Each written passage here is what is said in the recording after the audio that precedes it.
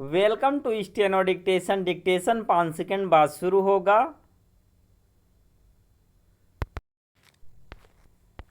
Start. नेता प्रतिपक्ष के तौर पर अपने पहले संबोधन से राहुल गांधी ने निराश ही किया। उन्होंने कोई छाप छोड़ने के बजाय टकराव और कलह पैदा करने का काम किया। उन्होंने कहा कि जो अपने आप को हिंदू कहते हैं वे 24 घंटे हिंसा और नफरत करते हैं। जब उनके इस कथन पर आपत्ति जताई गई तो वह यह कहने लगे कि भाजपा और आरएसएस ही हिंदू नहीं हैं।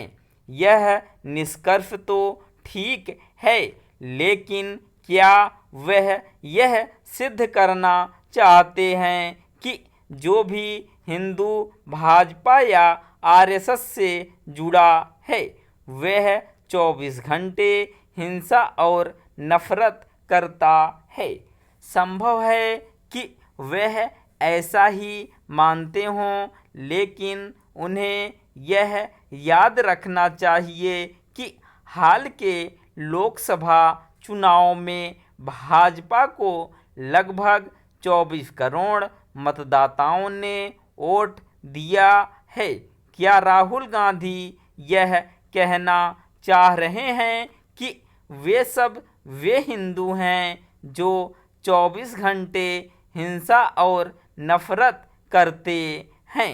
उनका आशय जो भी हो, उनके इस कथन से इतना तो पता चलता ही है कि वह भाजपा को अपने राजनीतिक विरोधी के रूप में नहीं बल्कि एक शत्रु के रूप में देखते हैं और उससे नफरत भी करते हैं।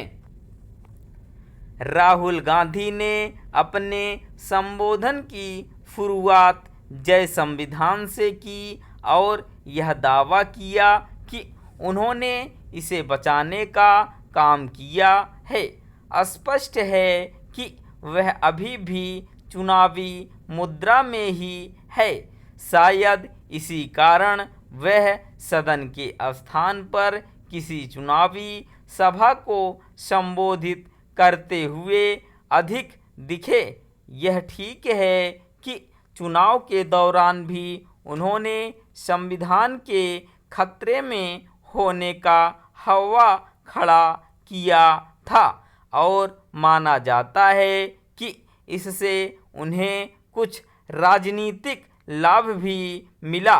लेकिन यदि वह संविधान के इतने ही बड़े ही हितैषी और रक्षक हैं तो फिर उस आपातकाल की आलोचना क्यों नहीं सहन कर पा रहे हैं जिस देश पर थोपकर न केवल संविधान को बदलने का काम किया गया था बल्कि यह व्यवस्था भी बना दी गई थी कि कोई भी अदालत संसद से पारित किसी कानून की सुनवाई नहीं कर सकेगी।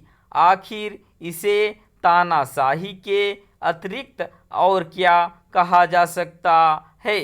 क्या यह हास्यास्पद नहीं कि राहुल गांधी एक ओर संविधान बचाने का दावा कर रहे हैं और दूसरी ओर इसी संविधान को कुचलने वाले आपातकाल की आलोचना को अनावश्यक करार दे रहे हैं? ऐसा नहीं है कि राष्ट्रपति के अभिभाषण पर चर्चा करते समय राहुल गांधी सरकार की आलोचना नहीं कर सकते थे, लेकिन उन्होंने दिखाया कि उनका उद्देश्य सरकार की आलोचना करना कम बल्कि जनता को गुमराह करना अधिक है।